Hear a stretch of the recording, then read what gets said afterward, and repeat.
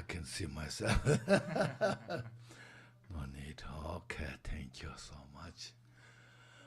Oh. Om Banza Sato Samaya, Mano Balaya, Bandra Sato Denova, Dedadedum. Sudo Kayo Membawa, Subo Kayo Membawa, Anorado Membawa, Sarvasedim. Sawakarma Sosame, Zedan Shriya Guru Hunga Ha. Sarva Tata Gadra Badra Mame Mozaman Zembawa Ma Samaya Sato. Om Badra Sato Samaya Mano Balaya Badra Sato Denoba Dedo Dedo Sudo Kayo Membawa Subo Kayo Membawa Anorado Membawa Sarva Siddhim Sarva Karma Sudame Zeta Shriya Guru Hunga Sarva Tata Gadra Badra Mame Mozaman Zembawa Ma Samaya Sadhu.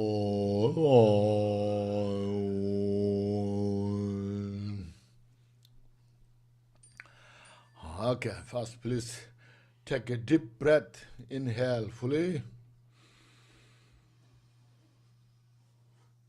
Exhale.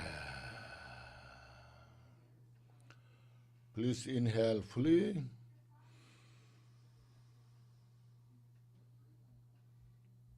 And exhale. Now, third time, please inhale all the Buddha's wisdom, loving kindness, bodhicitta into us.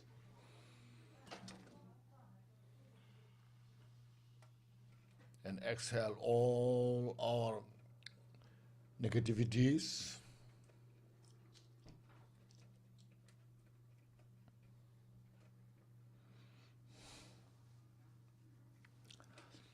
Okay, thank you.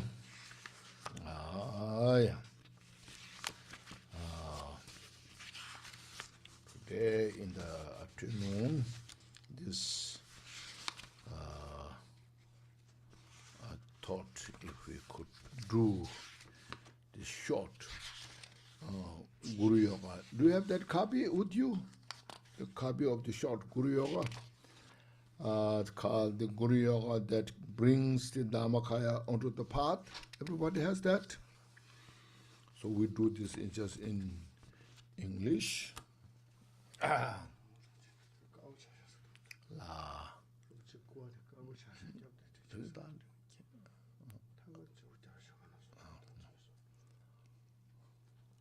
Okay.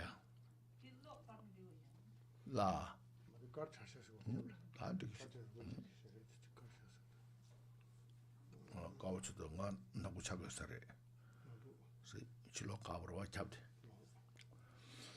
Okay. First we chant the refuge in bodhicitta. So we were chanting in English. Cultivate our meditation practice. Vajradhara Lama, embodiment of three jewels, I take refuge in you, and will until attain enlightenment. Sentient beings, victim of confused projection suffering, I generate the mindset for enlightenment in order to establish you all in the non-abiding state. Vajradhara Lama, embodiment of three jewels, I take refuge in you and will until I attain enlightenment. Sentient beings, victim of confused projection suffering, I generate the mindset for enlightenment in order to establish you all in the non-abiding state. Vajradhara Lama, embodiment of the three jewels, I take refuge in you and will until I attain enlightenment. Sentient beings, a victim of confused projection suffering, I generate mindset for enlightenment in order to establish you all in the non-abiding state. And then next, the visualization.